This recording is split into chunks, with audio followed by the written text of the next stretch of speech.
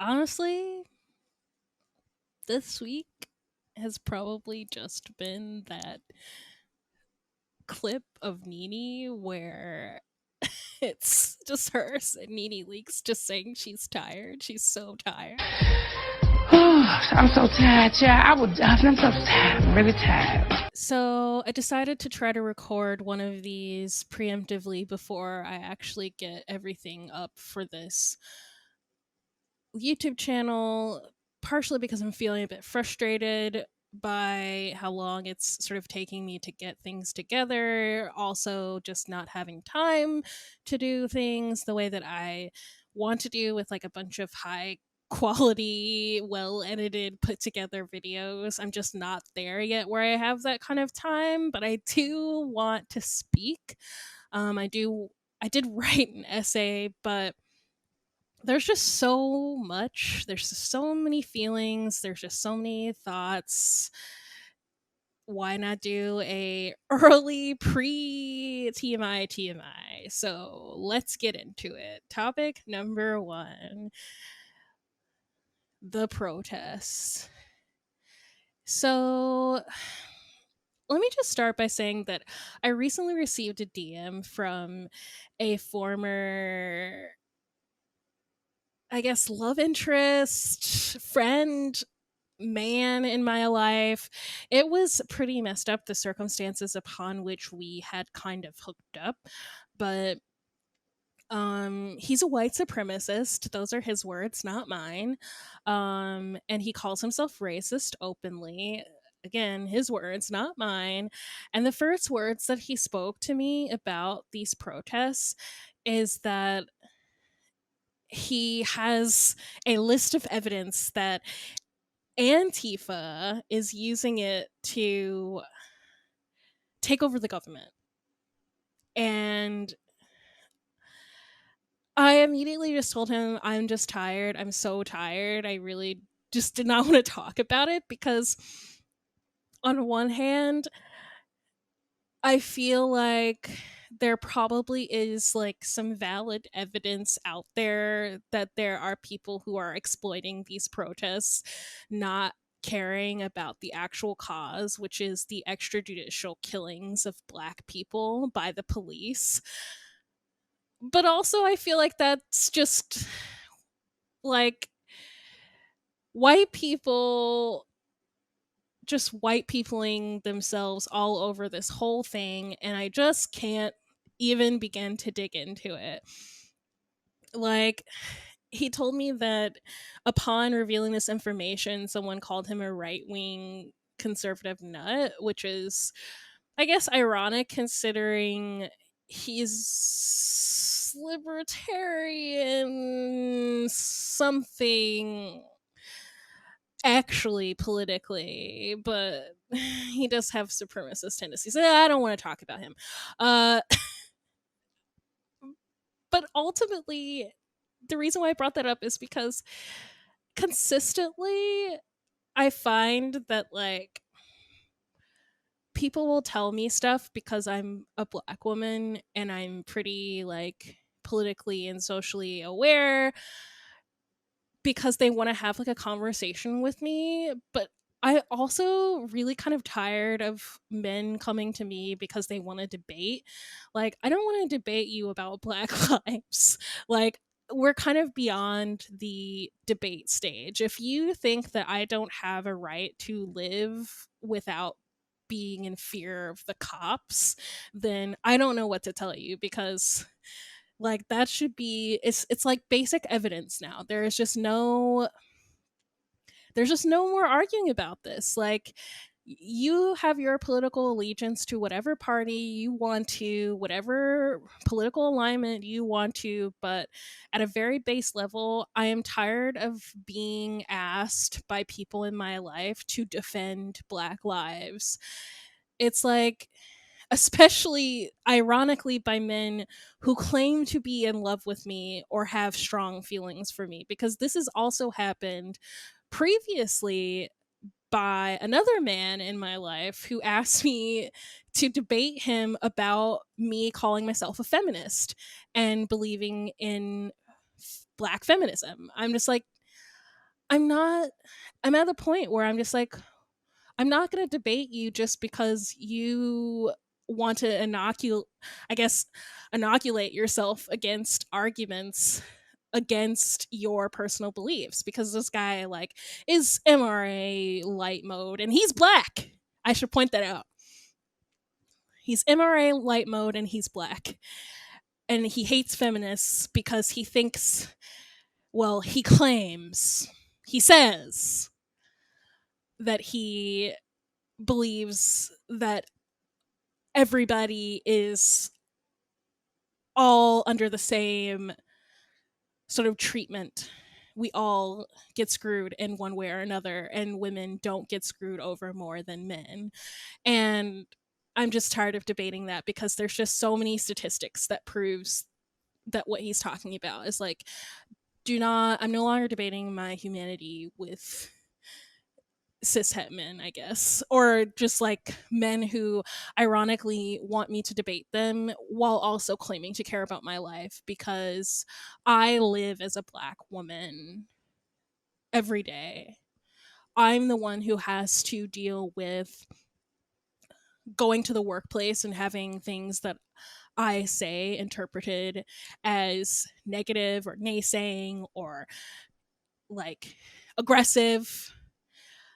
I don't need I don't need any further evidence than my own life to know that I am both overtly and covertly discriminated against in several spaces, and also still pretty like, despite my amazing privilege of being a black woman who was able to not only receive this like college education and move to like a bigger city with greater job opportunities, to have a job that leaves me financially stable and able to pay my student loans and to take care of myself, but still there is the cops, and still there is having my humanity debated by white coworkers, and whether or not we're going to allow the company to come out in support of Black Lives Matter. Which brings me to the next thing that I want to talk about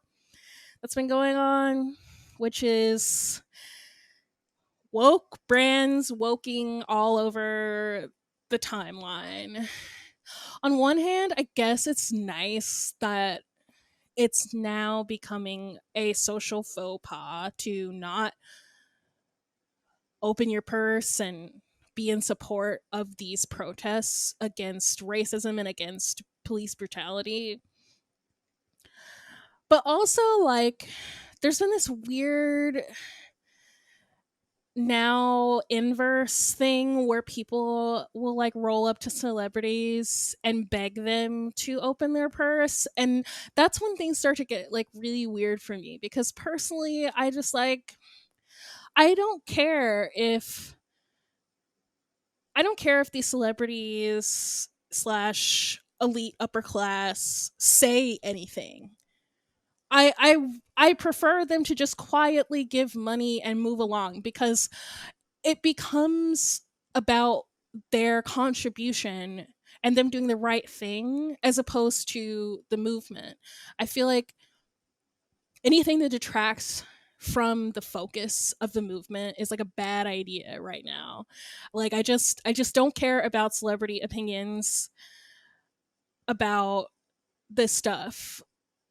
They need to be either opening their purse, shutting up, or raising a platform for actual on the ground activists who are in the streets protesting, who are doing all of the work, raising the money, and, you know, lobbying these politicians, going to uh, these hilarious town halls with police commissioners. I gotta find a clip. Hopefully I can insert it here, but the people chewing out LA politicians in that Zoom. Whew, chef's kiss. Perfection. Black Lives Matter, defund the police. I find it disgusting that the LAPD is slaughtering peaceful protesters on the street. I had two friends go to the protest in Beverly Hills a couple of days ago, and the protest was peaceful. And so the police showed up with their excessive violent force shooting rubber bullets and throwing tear gas. Is this what you think of protecting and serving? Because I think it's bullshit. Fuck you, Michael Moore. I refuse to call you an officer or a chief because you don't deserve those titles. You are a disgrace. Suck my dick and choke on it. I yield my time. Fuck you. All right, my name is Sasha Nonis Barnes. I'm a white Jewish man who lives in Koreatown. I want to first say to the white people who have just realized that this is how the police act, shame on you for not listening to black people who have been yelling about this for decades and centuries. Hi, Chief Moore. I'm talking specifically to you, but I'm directing my comments towards the commission as well.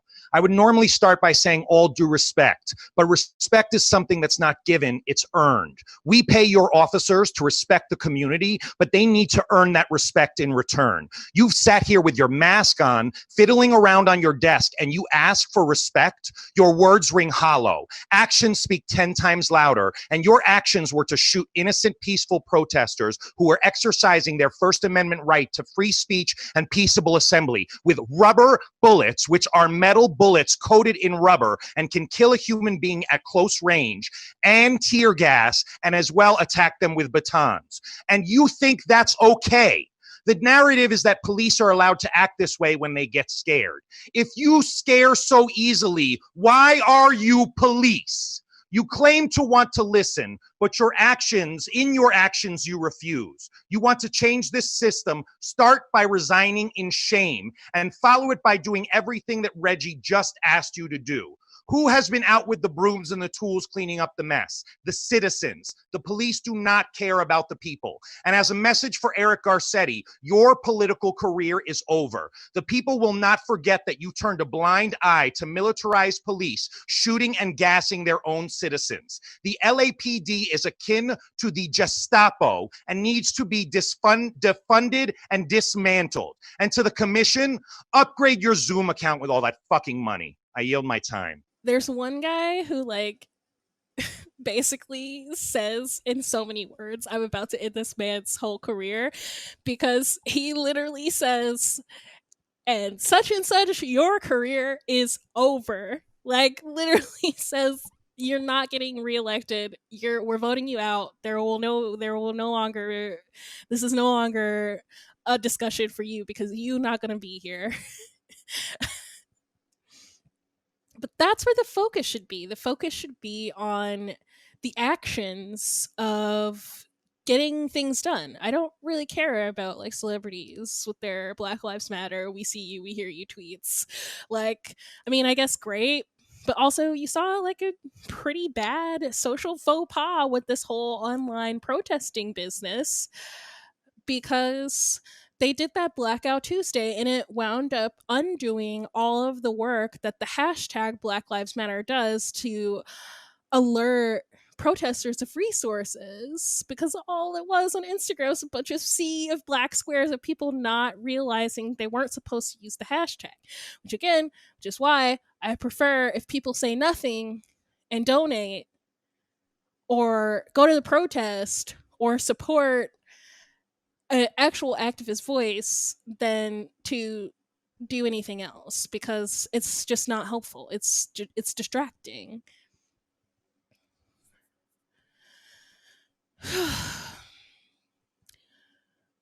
The other thing that's been on my mind this week that, well, he's always just somewhere just getting on everyone's nerves, is fucking Donald Trump. I swear, I live in a nice little social media blackout of Donald Trump, in which I don't engage or listen to anything that he's doing because it's just better for my psyche that way.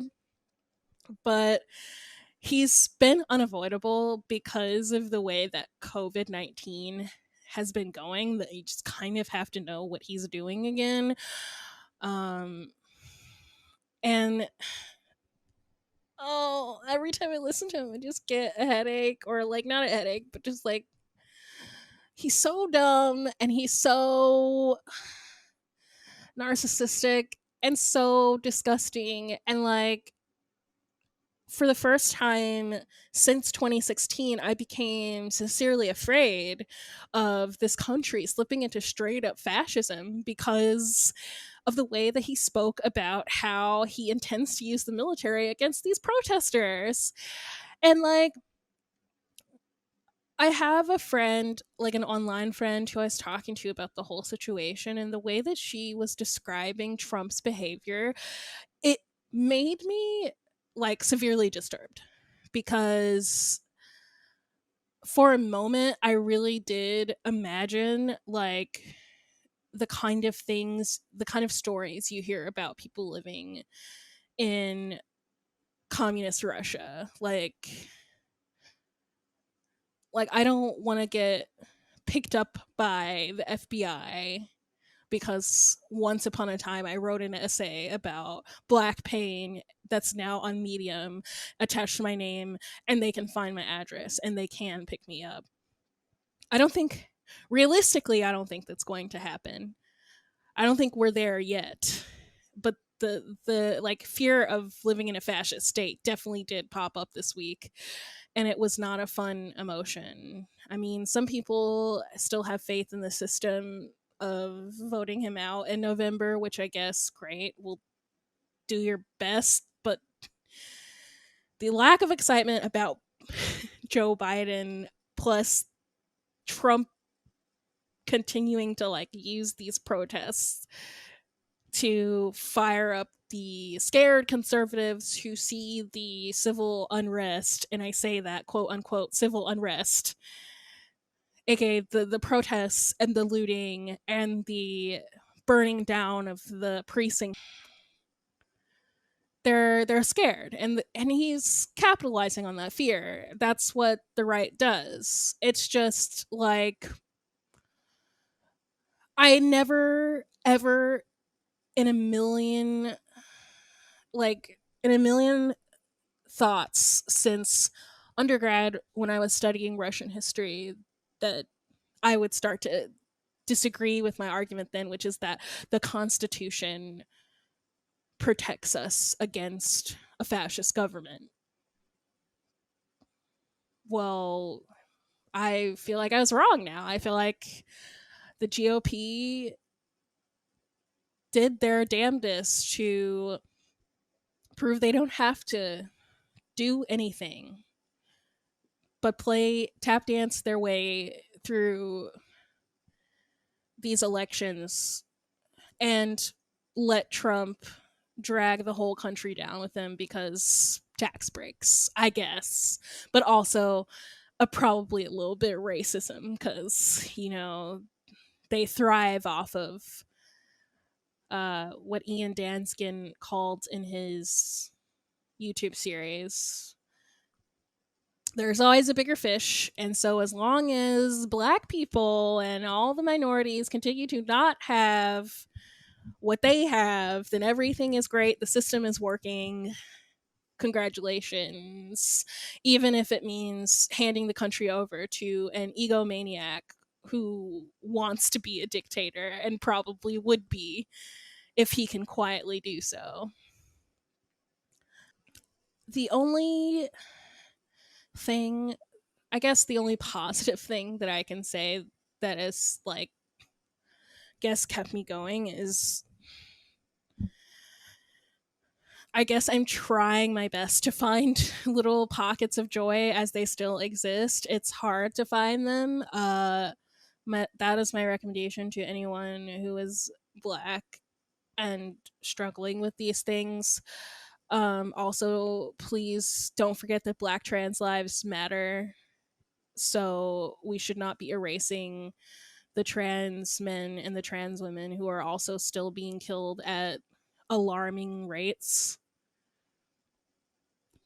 Um, we can't forget the trans woman that was attacked by our own community this week, the black community, I should say. Um, find the joy where you can find it. My joy is probably in another marathon of any medical procedural drama I can find, or in reading Angela Davis, because I still have lots of reading to do, and powerful Black women give me joy. So this has been the TMI, the very first one. Catch you next time.